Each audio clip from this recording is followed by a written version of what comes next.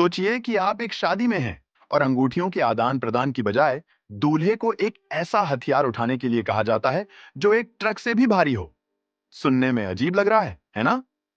स्वागत है रामायण की दुनिया में, जहां सिर्फ प्रेम ही नहीं बल्कि दिव्य शक्ति की परीक्षा भी थी। और इस परीक्षा की कुंजी थी शिव धनुष। आज हम जानेंगे शिव धनुष से जुड़ी अनसुनी बातें, अद्भुत मिथक और चौंकाने वाले तथ्य। तो क्या आप तैयार हैं? चलिए शुरुआत करते हैं।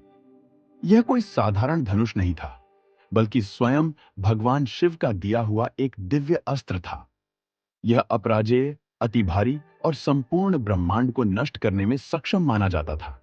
मान्यता है कि भगवान शिव ने इसी धनुष से त्रिपुरासुर के 3 नगरों को नष्ट किया था। बाद में यह धनुष भगवान परशुराम के माध्यम से जनक वंश को प्राप्त हुआ। और यहां हम किराने के सामान की थैली उठाने में ही थक जाते हैं। राजा जनक अपनी पुत्री सीता के लिए एक योग्य वर की तलाश में थे। और तब छोटी सी सीता खेल खेल में इस विशाल धनुष को हिला देती है। यह देखकर जनक को एहसास हुआ, अगर मेरी बेटी इस धनुष को हिला सकती है तो उसका जीवन साथी कोई असाधारण पुरुष ही होना चाहिए। इसलिए स्वयंवर की शर्त थी, जो भी इस धनुष को उठाकर इसकी प्रत्यंचा चढ़ा सकेगा वही सीता से विवाह करेगा। सोचिए, अगर आजकल की शादियों में ऐसे नियम होते, जो 100 पुशअप्स कर सके वही दूल्हा बनेगा। रावण, हाँ, लंका का महाबली राजा भी इस परीक्षा में फेल हुआ। कुछ कथाओं के अनुसार उसने एक हाथ से धनुष उठाने की कोशिश की और जमीन पर धड़ाम। अनेकों राजाओं और योद्धाओं ने प्रयास किया, लेकिन धनुष टस से मस भी नहीं हुआ।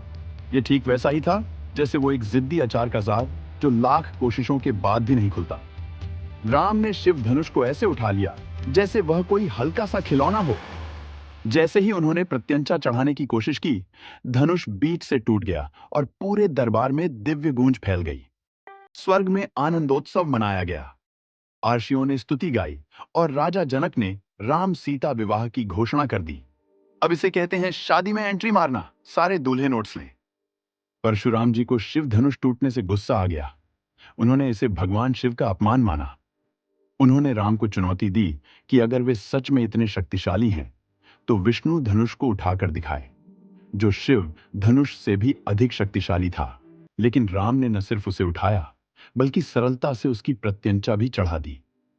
तभी परशुराम को एहसास हुआ कि राम कोई साधारण राजकुमार नहीं, बल्कि स्वयं भगवान विष्णु के अवतार हैं।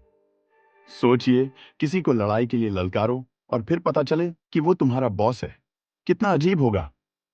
कुछ कथाओं के अनुसार उसके टुकड़ों को दिव्य अवशेष के रूप में पूजनीय माना गया। वहीं कुछ कहते हैं कि धनुष के टुकड़े कैलाश पर्वत पर भगवान शिव के पास लौट गए। और इसी तरह खत्म होती है शिव धनुष की यह महागाथा। एक ऐसा धनुष जिसे छूना भी सम्मान की बात थी। शक्ति सिर्फ बाहुबल नहीं, बल्कि योग्य होने की भी पहचान होती है। जीवन आपको कठिन परीक्षाओं में डालेगा, लेकिन केवल वही विजयी होंगे जो सच्चे हृदय से योग्य हैं। अब आपकी बारी। अगर आज के दौर में स्वयंवर होता तो शिव धनुष उठाने जैसी चुनौती क्या होती? कार उठाना? 5 सेकंड में रूबिक क्यूब हल करना? कमेंट में बताइए। अगर आपको यह कथा पसंद आई तो लाइक, शेयर और सब्सक्राइब करना ना भूलें। और अगले रोमांचक पौराणिक किस्से के लिए जुड़े रहें। जय श्री राम।